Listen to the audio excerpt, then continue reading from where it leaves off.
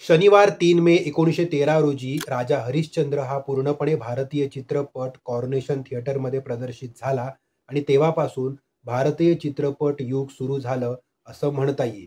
पण मग त्याआधीही भारतात चित्रीकरण म्हणजे शूटिंग होण्याचे आणि चित्रपट प्रदर्शित होण्याचे काही पुरावे आढळतात. तर मुंबईच्या वॉटसन थिएटरमध्ये ऑगस्ट आणि लुई या दोन लुमियर बंधूंचा चित्रपट 1896 मध्ये प्रदर्शित झाला.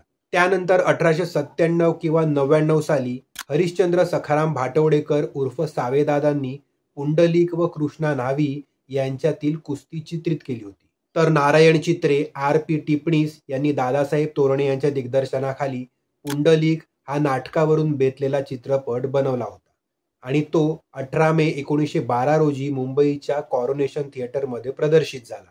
तोही राजा हरिश्चंद्र हा चित्रपट प्रदर्शित होण्याच्या 1 वर्ष अगोदर.